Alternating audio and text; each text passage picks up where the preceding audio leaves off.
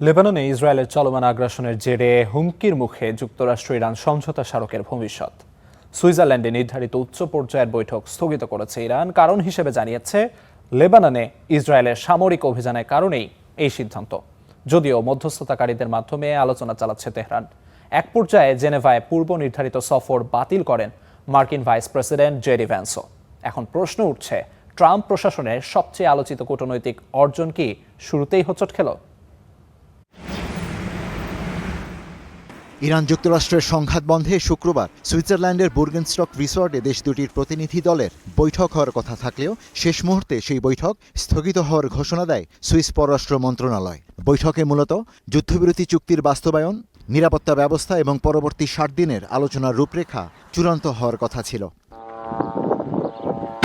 গণমাধ্যম জানিয়েছে, লেবাননের দক্ষিণাঞ্চলে ইসরায়েলের চলমান হামলার প্রতিবাদে প্রতিনিধি দল পাঠাতে দেরি করছে তেহরান। আলোচনার পুরো প্রক্রিয়ায় ইরানের অন্যতম প্রধান শর্ত ছিল লেবাননে ইসরায়েলি অভিযান বন্ধ করা, আর অন্যতম সেই শর্ত পূরণ না হওয়ায় এমন সিদ্ধান্ত, যার মধ্য দিয়ে বড় কূটনৈতিক দ্বন্দ্ব এখন প্রকাশ্যে। এরই মধ্যে সমঝোতা চুক্তিতে সই করেছে ওয়াশিংটন ও তেহরান, কিন্তু যুদ্ধের আরেক গুরুত্বপূর্ণ পক্ষ ইসরায়েল সেই চুক্তির অংশ নয়। ফলে যুক্তরাষ্ট্র যুদ্ধবিরতির কাঠামো তৈরি করলেও মিত্র ইসরায়েলের কর্মকাণ্ডের উপর তার নিয়ন্ত্রণ কতটুকু, সেই প্রশ্ন এখন আরও জোরালো হচ্ছে। ইসরায়েলি প্রধানমন্ত্রী বেনিয়ামিন নেতানিয়াহু স্পষ্ট জানিয়ে দিয়েছেন, নিরাপত্তার প্রয়োজন থাকলে দক্ষিণ লেবাননে সেনা মোতায়েন অব্যাহত থাকবে। অন্যদিকে ইরানের প্রধান আলোচক মোহাম্মদ বাকের গালিবাফ বলেছেন, তেহরানের রেড লাইন অতিক্রম করা হলে কঠোর জবাব দেয়া হবে। এই অবস্থায় যুদ্ধবিরতি চুক্তি ভেঙে পড়ার আগেই রোববার মিশরের আল আলামিনে জরুরি বৈঠকে বসার প্রস্তুতি নিচ্ছে পাকিস্তান, সৌদি আরব ও তুরস্ক। মার্কিন ভাইস প্রেসিডেন্ট জেডি ভ্যান্স আলোচনায় অংশ নিতে প্রস্তুত ছিলেন বলে জানিয়েছে গণমাধ্যম।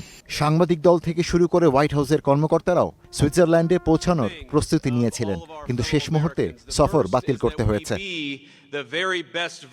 বিশ্লেষকরা বলছেন, এটা শুধু বৈঠক স্থগিত হওয়ার ঘটনা নয়, বরং চুক্তির ভবিষ্যৎ নিয়েই অনিশ্চয়তার ইঙ্গিত। তবে মার্কিন প্রশাসনের ভেতরে ইসরায়েলের অবস্থান নিয়ে অসন্তোষও দিন দিন বাড়ছে বলে জানিয়েছে একাধিক সূত্র।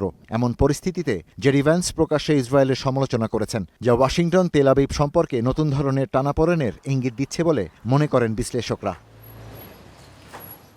Ishtiaq Hossain, star news.